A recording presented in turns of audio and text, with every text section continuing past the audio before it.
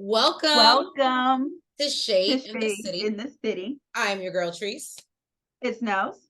And today we are getting into our review of Ready to Love Season 8, episode, I believe this is 4, and it's the beautiful black hoedown. So yeah, if you guys have not, nobody seemed, until I guess maybe they actually start hoeing down, nobody actually seemed anxious to do this. And when I was looking at it, I was like, yeah, I wouldn't want to do it either. I'm sorry. I'm into a lot of things, but I was like, yeah, Tommy. But anyway, some of y'all may have enjoyed it, especially those that are probably from Texas. But if you haven't already, please, please, please make sure that you have hit that like button. And that subscribe button. And y'all, let's get into it. And let's talk about this crazy episode and this cliffhanger that they got us on. I hate that they do this, but let's get into it and let's get shady.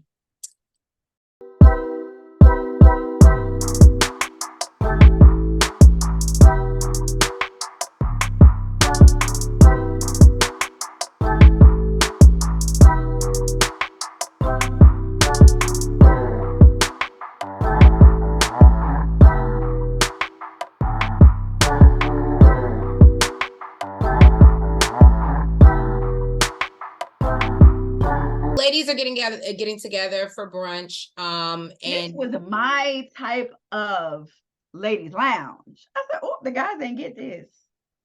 Of course, because we know Nels loves brunch. So so when Kat walks in, Eunik and Janelle are immediately giving her side eye, like, who is this new person? And I was like, oh, jealousy. The jealousy is a real. Right. Kat asks if there's anything that she should know. And Lee tells her, just don't mess with my man. I'm gonna bring it to you. So Tommy arrives and then asks them how they feel about Christopher joining the group. The ladies let him know that they're pleased with the addition. And then he lets them know that he's hosting a black hoedown for the whole group, and you got a few days to get yourself together, get your attire. So Sierra decided that she was going to invite Morier out for a one-on-one. I was actually surprised at this. I guess because we don't, get to see the behind the scenes, or because I was like, Sierra and Morier, but they actually seem an interesting connection. Right, but they seem to actually have and first of all, can I say shout out to Sierra? She just has the best personality. Like she's the type of person I would want to hang out with. She asked him if he's been married before, and Morier lets her know he's never been married or engaged. He brings up the last woman that we've heard about last week. He was serious about with his son's mother, and she never shut the door on her previous relationship. But he does desire to raise his son in a 2-parent household, even if it's not between, the biological parents. So Sierra reveals she's been single for I think what she said, 4 or 5 years. Oh, she says she can get a man when she can't get nothing to eat. Basically, I've always been in a relationship. Basically, me getting a man ain't no problem. Oh, okay. I really didn't understand what you said, but thank you for clearing that up. So Morier thinks Sierra is genuine and she gives homegirl. And he tells her he thinks he can be very open with her and says that he speaks highly of her to the other guys. He believes that they could have met in another lifetime. It was given very Erica. And he feels so connected to her. Right. Okay. Now, what am I supposed to do when I want you in my world? What? Okay. Oh, that's got Treese vibing right now. I'm just saying. And then he basically says that he wants to be sexually attracted to his best friend. She asked him if he's sexually attracted to his best friend right here. I said, he basically said, let me show you. Okay. And he tells her, we can pack it up now. And you know what I mean? I can. Mario a little fresh. He's a little fresh. Okay. A lot of these men is fresh, but it's so like Herbert. But you know what? First of all, let me say this. I kind of like that though. Like I never even looked at Mario like that. But I kind of like it when like you're like a secret type of fresh, where like I didn't know you was fresh. I was gonna say that. I feel like Herbert's like that. I feel like Herbert, Morier, and Quentin's very open with his. But I feel like we didn't really see it until now. He ain't been like he be making his little sly little comments. I was like, okay.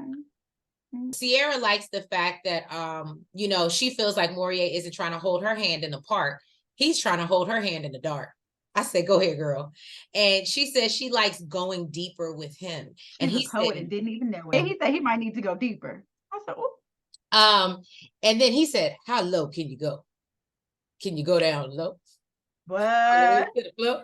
And I bet you she can. I bet you Sierra can. And she said that the only thing that is left for him to know about her is her social at this point. And then she was like 4, 5, 6.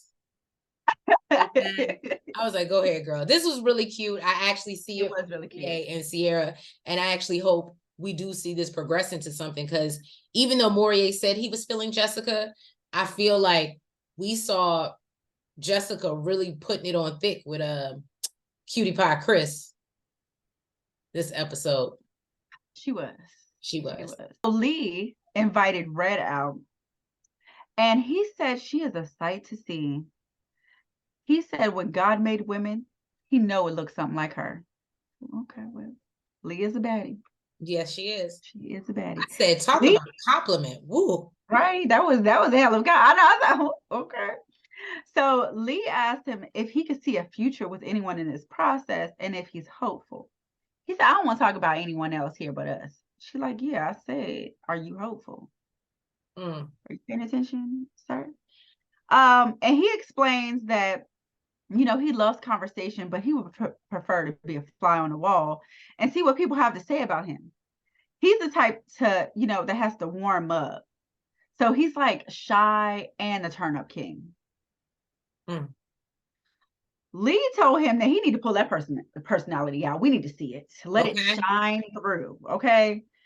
And he said what a lot of people don't know about him is he's not just a turn-up king. He's worked the corporate job majority of his life. Hold on, before you get into this that's exactly what it was. This resume that he goes down. Lee does tell him before he even said that. She says, this is not a job interview. He then follows it up by going through his resume. I'm just saying, talk about not actively listening. That is exactly how it happened. So he says what a lot of people don't know about him is he's not just a turn-up king. He's worked the corporate job majority of his life, and the GJ thing was just kind of for the weekend. He works, and he really went into it. He said he works for the city of Dallas and has for 9 years as a senior contract compliance officer. And then he started working for another company as the internal communication manager. She said, sir, I feel like I'm in class. Right. Hell. And at this point, she feels like maybe he need to go to class. Like, are you giving jokes? He is not an active listener. She's like, sir, like, what is going on? So she told him that, you know what, I need to see a different level other than this calmness. Like, I'm not getting it. And he basically said, well, this is who I am outside of the club. And this is an intimate setting. She's just okay. Right. I ain't no more. And he also feels like he needs someone who can accept him when he's not basically in performance mode. Are you ugly and you boring? Oh, okay. So everybody showed up to the hoedown, and the ladies are really ready to observe these men and make their choices. Nephew Tommy invited his black cowboy friends and says, y'all are partying on a black-owned piece of land. Okay? So basically kick back and relax. And he also reminded them that the ladies have power. Basically. So guys, be intentional. Now, Cutie Pie Chris told Tommy that he has to dip out because, you know, he's getting awarded from his job and he has to be there to accept it. Tommy told him now, you know, sir, I don't normally allow this, so I might need a note from your boss. But what you might want to do before you leave is make your rounds so you ain't gone for real. So, Q, we're going to have a conversation. But Q was over there getting fresh, okay, with Janelle. Q was over there getting fresh with Janelle. Janelle told him that she wants her next, the next guy that she dates to be able to pick her up, and he was about to try it. So that's what we're not about to do. I don't know. We have an agreement. That was not a part of it. You're stupid. And then while playing cornhole, Aries is telling him, you know, no, I'm sorry, he's telling Aries that he's pretty good at finding the hole. Yeah, you talking about Quentin. He seems very straightforward to me. The same thing like going deep. It's the same thing. Christopher wants to make sure the ladies know who he is. He strikes up a conversation with Sierra and Kira. And they're both like that he's never been married and no kids. He's not giving to me. We'll get there. So Sierra thinks, I don't know, I'm more like Eunik, but I'm not crazy about him. Does that make sense? Not him. But I like what she says that she likes in him. I could relate to that. But anyway, so they both like, yeah, that he's never been married, ain't got no kids. Sierra thinks he's handsome, but wants to make sure that he's not a hatfish, as she says, because apparently that's like, you know, the catfish when they put the hat on, or like the Monet. They only keep with the hat on. Right. They'll get you every time. So Christopher ends up talking to Eunik, and he says that's like people with a beard and they take their beard off and then they look totally different. Yeah. That's different though, because you could just go the rest of your life with a beard. You can't go the rest of your life with a hat. That's true. You could be like Gino. And sleep with your hat on? Yeah. That's the hat. He ain't even a hatfish because he ugly even with it on. You're stupid. So Christopher ends up talking to Eunik, and he says he wants someone beautiful inside as well as outside. She tells him that he has a tough exterior, but not like a guard up or anything. And he likes that she can recognize that, and says, but he really hopes, you know, what he really hopes for is someone to really understand him on the inside. You know, because he's been through a lot of stuff. And Eunik says, well, so can I. And I said, here we go with the trauma bonding, but whatever works for you. And then Herbert and Janelle are hugged up in a hammock, and she's telling a story. They was getting fresh too. They were. And she's telling a story of, you know, swinging on her grandmother's porch. And, you know, they share very playful banter. And Janelle admits that Quentin and Herbert. All I know is he said he was trying to give hard moves on the hammock. Hard moves on him. Look, there you go with his secret of freshness. Right, but his is definitely coming out more now too. I feel like, look, before he was more coy with it, if that makes sense. So Janelle admits that Quentin and Herbert are her top connections, but she can't pick one over the other right now. Herbert shares with her that he's been skinny dipping and asks if she was skinny dipped with him in the sunlight. I said, okay. And she actually looked like she was thinking about it. But then they're interrupted by Quentin telling them that they're too close and that they're making too much noise over there.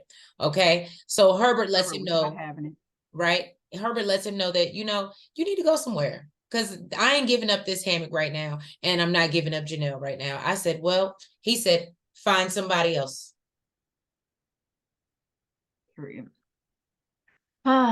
Red is back talking to Eunik about beating a dead horse. Yes, about this negative energy. And basically it's mainly because he's worried that he could be sent home. And he wants to clear the air. He said that he doesn't want to live in negativity. If he feels like somebody doesn't like him, he just wants to try and keep the peace. That didn't last long. No, she said based off our initial interaction, she still feels the same way. And you're entitled to feel, you know, a level of disrespect because I can only control what I can control. And he feels that she really didn't give him the time to get to know him and only sat down for 15 minutes and she was seeing a bunch of red flags. He said, what? So, yeah. Why does Red, you have a group, we started with 18 women, right? We're down to like, what, 16 now, I think? Why does Red need Eunik out of this whole group of 16 women left And no, is it even 16? Because we brought Kat in. So it's 17 right now, I think. Why are you so focused on this 1 out of 17 people? Like, if I'm not gonna lie, if I can kind of feel Eunik. He's worried that she has the power to send him home because he was in the bottom last week. I think I'm gonna be honest with you. I think he would have been better off if he would have left her alone. Like, she gives me that vibe. I might not like you, but if I don't like you, so just leave me alone. But the fact that I think you're right. That moment had passed. I think they're both kind of like, okay, whatever. Like, even I don't think when we saw them do the group activity, they were in the same group. They didn't really associate with each other, but they weren't. It was no bad energy that I picked up on. So I just don't understand. It brought all that back up. Oh, right. Now it brought all that back up, and now, I mean, now it could be a conversation all over again. Okay, well, before it was him saying, I don't remember exactly what he said, but I'm for the streets or whatever the hell he said. Right. And now it's him constantly bringing this to me. Like, honestly, it just makes me feel like, and I'll let you get into that, but what she said was true. Like, you have this thing where, because of who you think you are, this like sense of entitlement that I have to like you. Like, I have to, that's like, the vibe that he gives off. Keep this in mind though. Remember initially before they met officially, she recognized him from somewhere. It's not like it was like he's just some Joe Schmo off the street and she's like, oh, I recognize his name. They work in the same industry. So she kind of has an idea of who he is if she didn't know him personally. So let's keep that in mind. So, because I think I said something about that, but we get into that. Go ahead. He said he got the best name in the city. She said, and in the street, and in the street. He said, no, she said that she heard his name in the street. He said, of course you did. We're in Dallas. She said, no, I don't have to know who you are. And how are you the top comedian in Dallas and you couldn't take a joke? So he said, oh, okay. So he said, oh, so you a comedian now? And she said, absolutely not. I do what I do and you do what you do. So then he starts going down his repertoire of what his resume he does and who knows him and who he knows. And he said, for you to say, I don't have a good name in these streets is a bold-faced lie. I could run the receipts. And she said, sir, you are giving narcissist vibes. Okay. And he said, everybody knows him and he is the king of the city, whether they want to admit it or not. So now I'm going to make my point. I think I told y'all last review, I said the way that she was coming at him, and I said I definitely think that she was insinuating he was a hoe when she made that statement. Now, me and Nels had our back and forth, and I said, no, it's something. I said, because her conviction is a little too strong for somebody you have no clue who they are. Well, I'm not saying, all I'm saying is, I don't think you said the word insinuated. I don't think you used the word insinuated because you basically said that she said he's a hoe. But that's what she really thought. I'm not saying that. That was her intention behind saying it. I'm not saying that. No, what I'm saying is, what I was saying was she didn't say, because if you remember, I said she said you have a thought job. And he said, basically called her a hoe, which is a direct shot at you. But she didn't call him a hoe. Now, to insinuate that he's a hoe, that's totally different. You didn't say insinuate. You said she called him a hoe. Yes, by saying you have a thought job. Basically, yes, I'm saying that you out here getting groupies. The groupies is all on your ass, and you don't know how to turn the shit down. Okay. But did she actually, what made it disrespectful is he didn't say, well, if I got a thought job, you got a thought job too. Right? Because you could literally just be in that profession and not be a thought. But you're saying. No, I get what you're saying. But what I'm saying is when you make a statement, I heard your name in the street. We all know for the streets what it means.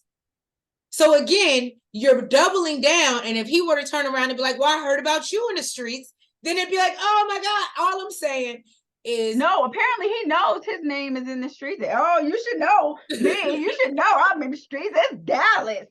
Everybody know me. I'm the king of Dallas. Woo, I get you. I'm just saying to that point, if You tables return, but you have a valid point as well. My thing is, sir, if you're the king of Dallas, why do you need to be on the show to get somebody? You the king around here, ain't you? Well, I mean, again, why everybody don't want you? Well, clearly, King. it's a level of self-promotion, obviously. I mean, we always know there's one every, there's 2 or 3 sprinkled in every season. Somebody is doing something and, they're promoting theirs. Ain't nobody called their name. Ain't nobody said that they was the king of their city. Ain't nobody on Ready to Love said that they was the king of their city. Ain't nobody name dropped. Ain't nobody say, oh, you should know me because you live here. Sir, I could get you confused with the frog sitting next to you. I don't listen. You are stupid. I don't know, sir. I don't know you. The king of the city, Lord. So Aries and Phil sit down for a talk. She thinks that they have a connection and apparently they've been really rapping on the phone like a lot lately. But she wants someone who's basically ready to be a father to her kids. He asked her if she still has plans to travel for work as much as she does. And she says she does plan to slow down and he's obviously happy to hear that because he said he doesn't want her gone that much. Basically if she's gonna be his lady. And I said, oh, look at them. I didn't realize this was like a blossoming connection because I thought she was aiming for Quentin. It's amazing how these things change, but go ahead. Oh, that was their intention with other people, Chaz. That's what it is. You stupid. Kira sits down with Marvin, and he apparently called her the other day and told her she was a pleasant surprise. He compliments her on the leather and lace that she wore. I said, okay, Marvin, it's getting a little creepy. She tells him she was a little worried when they had conversation about him going back to live in the VI. And Marvin says he sees family vibes there in Texas, and that he also made those plans without having someone to consider, which makes sense. You don't want to, I'm not going to plan my hypothetical life, and this is not, you know what I mean, what's in front of me. So I can understand that. Kira believes Marvin might just be telling her what she wants to hear to appease her and not rock the boat. So she now sees red flags for Marvin, even though she still got her titties out for him. Ooh. Okay. So he said twice she did it for him. I'm not saying anything that she has not already said. Herbert tells Kat that her reputation precedes her. And she said it's not the first time she heard it. And he basically said, yeah, exactly. I know you heard it before. She said that he has a calm demeanor that just puts you at ease. So he gives you like grown man vibes. It's like, and she like it. Now, PewDiePie Chris, he's leaving early and Jessica wants to make sure that everybody remembers his great characteristics. Especially with, them having to pick somebody for elimination. So she took him around the Hoedown on a world tour. He can give out compliments, tell them how cute they look, their outfits look good. Just to make sure he ain't on the chopping block. I said, oh. That was actually very smart of her. Look, they was like, you got my vote. Thanks. I don't think I've ever seen anybody do that. That was very smart. That's because most people wait till the last minute to say that they're leaving. They just dip out. They don't make it known. Hey, true. They don't tell nobody they're gone. I gotta leave early. Tommy be like, where the hell did they go? Yeah, exactly. Nobody know. They be like, well, I got this event I gotta go to, so bye. That's true.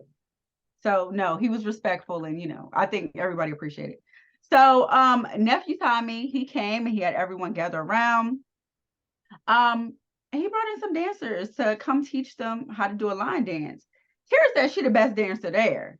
Okay, so she about to take it down to the floor. How low can you go? All the way to the floor. Okay, and she did. Okay, Herbert and Janelle was getting real frisky on the dance floor. He said he appreciated it. And unsurprisingly, okay, my boo, Q, was a really good dancer. You know what I mean? Was he? Like, he was, and actually they complimented him. Don't do that. Stop. The hate. I'm just saying. Cut it. Look, cut it out.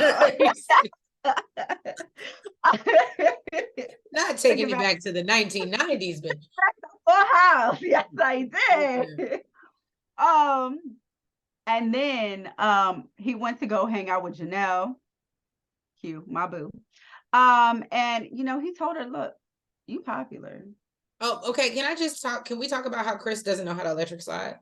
And that's a red flag for me. Is that what they was doing, electric slide?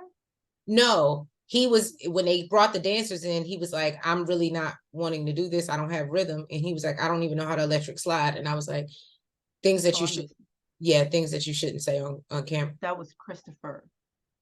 No, that was Chris. Cutie pie. Chris was already gone. Was he? Oh yeah, you're right. He did leave. So I guess it was Christopher. My bad. Again, I keep telling him. She hating on everybody I like. Why she do this?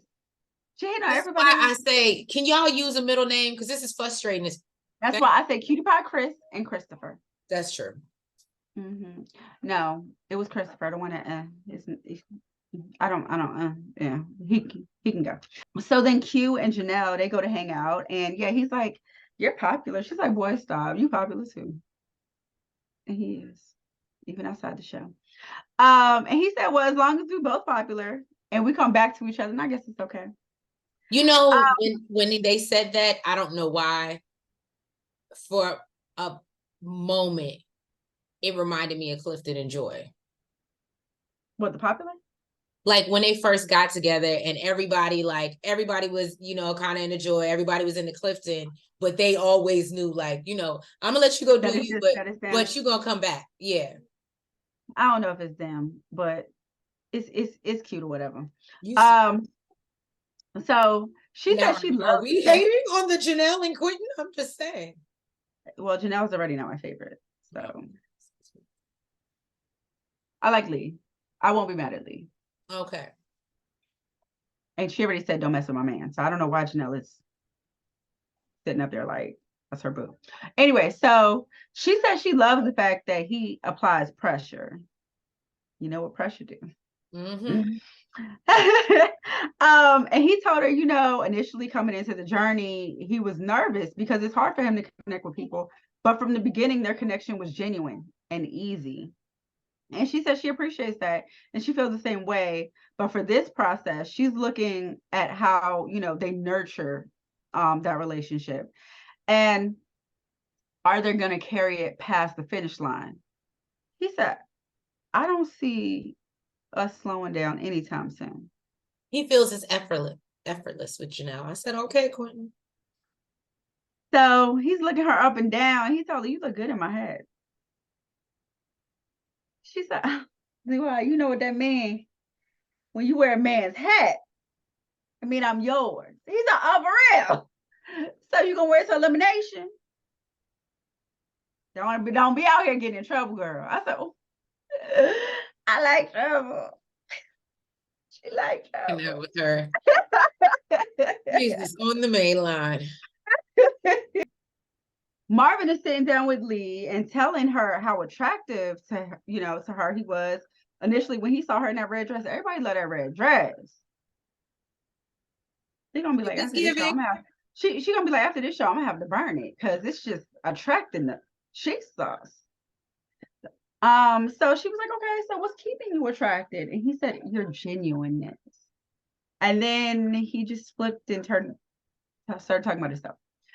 He said his life goal is to reproduce the life that his parents gave him, and he wants his next relationship. And that's what he wants his next relationship to be in life. So she goes, okay, was that a monogamous one? Right. And he's like, yeah. She was like, okay, because you know, with your what happens when you start yearning for your lifestyle, your old life? I mean, what you gonna do when those desires come back? I mean, you won't be bored. And he said no. You know, he won't get bored because they haven't discussed the things that, you know, he likes to do one-on-one. He likes ass keep worship. him satisfied. So of course she asked to know. I said, girl, why did you do this? Girl, you know you don't really want it. I don't know why we went down this rabbit hole. I think she just, first of all, you know, it's just like every other girl. We just curious to know how deep down. That's what I'm like. You was just curious because you don't want to know for yourself. Because at the end of the day, once you hear it, you be like, yeah, I can't see me doing that. But then he said he has an ass worship fetish. I just feel like that could be so many different things. I'm confused. She asked us what it is. I don't know. I didn't Google it.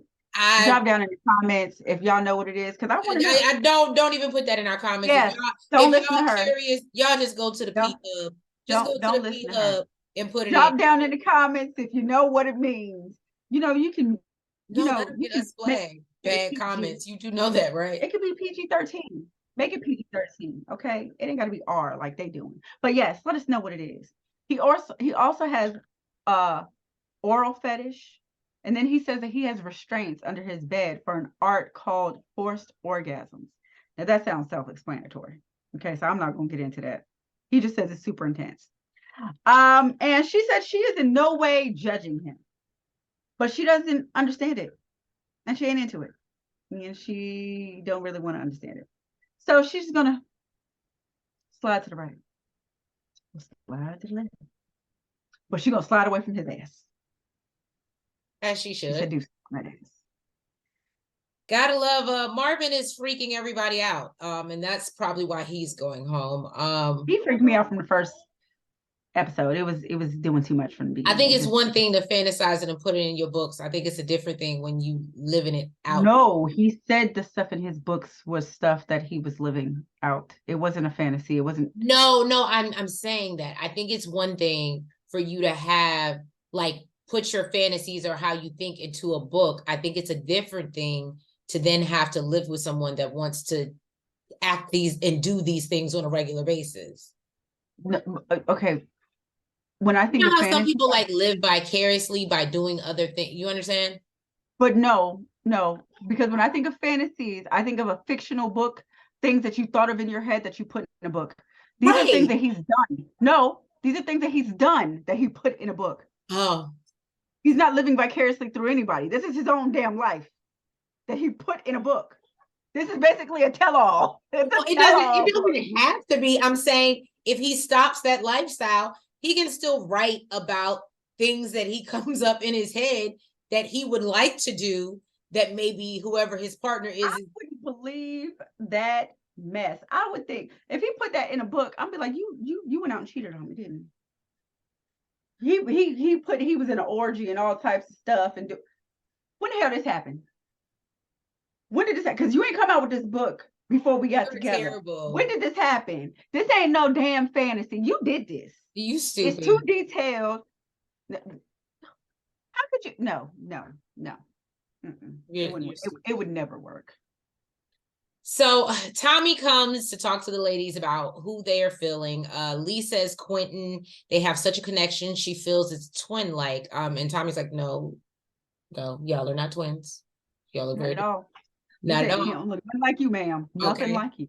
Janelle also says Quentin and how she likes that, he checks in with her. Eunik said that Tommy did his thing with Christopher. Why shouldn't they Herbert too? That is a good question. Eunik said that Tommy did his thing with Christopher, Sierra, and Kira agree.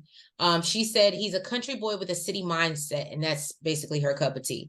Kat names Herbert and brings up, he gives grown man vibes again.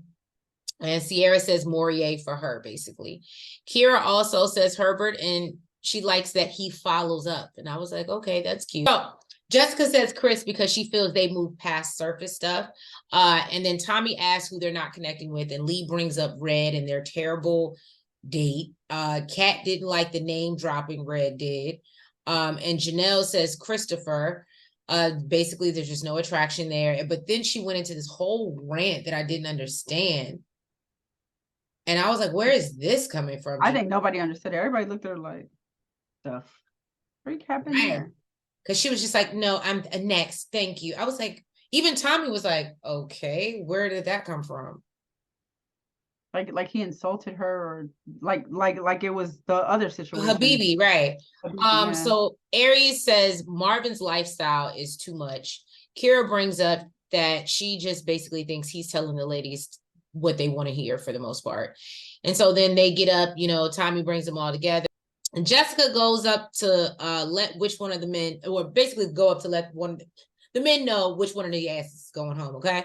So she calls up Marvin, and he's surprised, but he understands because, he's different. He's different. He's different. You sure are, sir. And then she also calls up Red, and he knows he must not have anything to improve. Since he's basically, I'm sorry, he knows that he must not have done anything to improve since he's back at the bottom again. She tells Marvin a lot of the ladies connected with him, but his stories give them room for pause, and they don't know if he's ready for love or positioning himself for who he's dealing with at that time. And I thought that was very well said. I said, hats off, Jessica. No, I'm not gonna lie. When Jessica started speaking, I was like, okay, she's good at this. She's very articulate. It makes me want to be like, did they write that for you, or did you really come up with that off your? I don't think so, because nobody else sounds like that. Right. Oh, and then basically Janelle tells Brad that the ladies are kind of questioning who he is. They don't really know what he's doing, and like. No. Jessica. Oh yeah, Jessica. Sorry. Like, wait, what? Yeah, I just had a whole conversation about it, complimented and all. Forgot about it. Right? I didn't forgot who was up there speaking. But yeah, they leave us on a cliffhanger, and we know it's either going to be Marvin or Red. Who you think? I'm going to say Red, because at least Marvin's opening up. Like, you can't be mad at him. His lifestyle is his lifestyle, but at least, in my opinion, he's, he's getting like, whoever is willing to engage with him, I think he's willing to engage with them. And I think that's what Kira and them mean by like, you don't really, let's just be honest. Everybody that even when he interacted with Tequila, it seems like he can, or he pretends like he likes everybody. You get what I'm saying? Or he takes a chance with everybody, and I don't know if it's because everybody ain't gonna be into what he into. Right, so, I was gonna say, and I don't know if it's because so he gonna play his hand with everybody. You into it? You into it, right? You into it? Look, he gonna play his hand with everybody. Right. So I might not really be into you, but if you into what I'm into, then I can get into you. Exactly. Literally.